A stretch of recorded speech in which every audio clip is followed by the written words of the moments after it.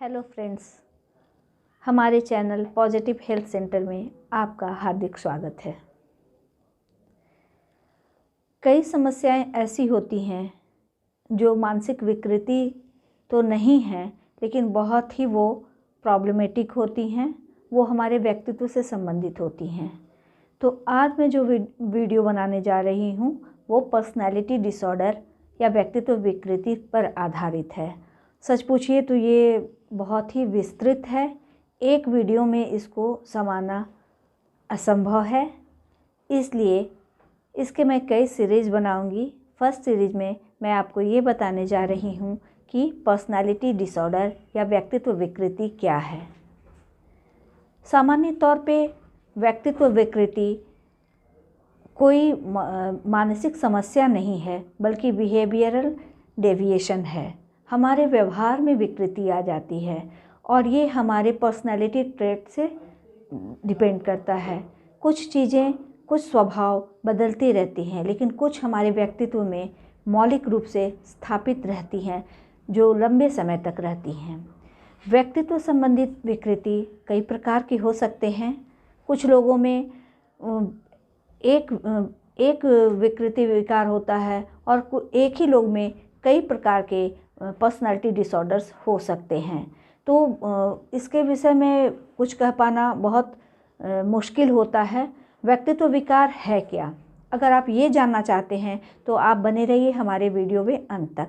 अगर अभी तक आपने हमारे चैनल को सब्सक्राइब नहीं किया है तो पहले सब्सक्राइब कीजिए।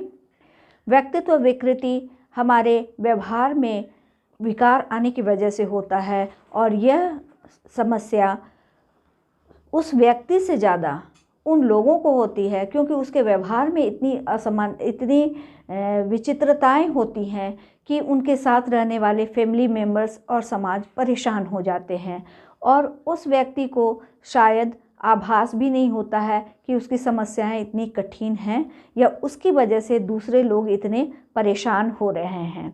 व्यक्तित्व विकृति में डेविएशन जो होता है वो कई प्रकार का हो सकता है और इसे कई भागों में या कई कैटेगरीज में बांटा गया है। मुख्य रूप से पर्सनालिटी डिसऑर्डर जो DSM-4 में बताया गया है 10 प्रकार के होते हैं, जिनको 3 कैटेगरीज में रखा गया है, cluster A, cluster B and cluster C।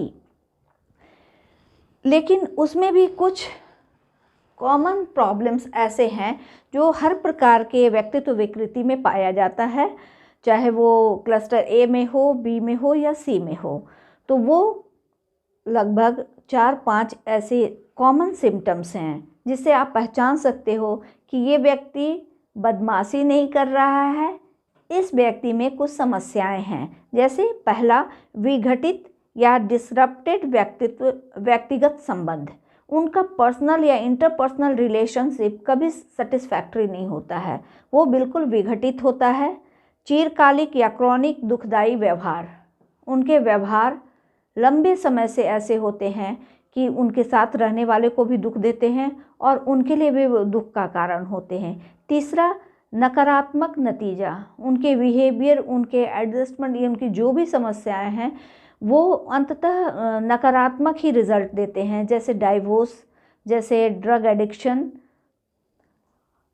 एक ही कुसमायोजित व्यवहार को दोहराते रहना, ये भी एक उनमें कॉमन समस्या होती है। जैसे शक करना, जिद पर अड़ जाना, विद्वेष दिखाना। और 5वां, व्यवहार परिवर्तन के विरोधी।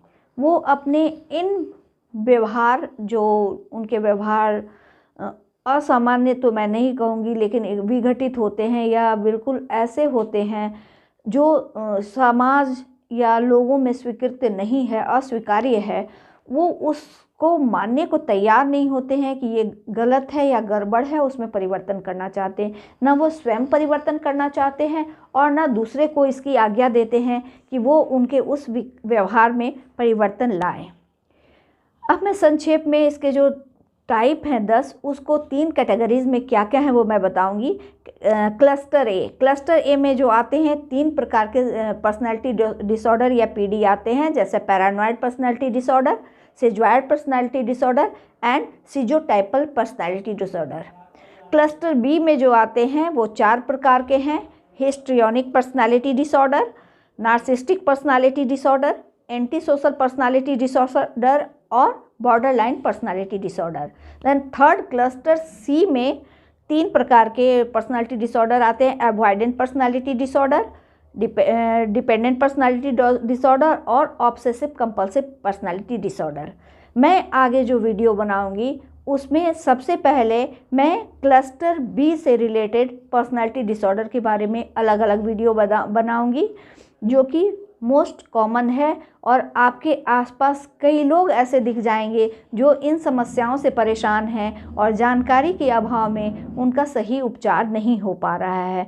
लास्ट में मैं ये बताना चाहूँगी कि इन्हें क्यों कैटेगराइज किया गया। तो जो टाइप ए प्रकार के क्लस्टर ए में जो आते हैं उनको तीनों को एक कैटेगरीज में इसलिए रखा गया कि इन सब का विचित्र व्यवहार होता है, झक्की टाइप का होता है और प्रायः असामाजिक होता है। क्लस्टर बी में जितने को रखा गया इन सबों का व्यवहार नाटकीय होता है, इमोशनल होता है और सन की तरह का होता है। और थर्ड क्लस्टर सी कैटेगरीज को रखा गया। क्लस्टर सी में जो 3 प्रकार के पर्सनालिटी डिसऑर्डर को रखा गया, इन तीनों में एक सबसे कॉमन फैक्टर चिंता या भय है। तो सबसे पहले क्लस्टर बी के बारे में बताऊंगी। आज के वीडियो के लिए इतना ही काफ़ी है। अगले वीडियो में हम लोग फिर मिलेंगे, तब तक के लिए मुझे आज्ञा दीजिए। धन्यवाद।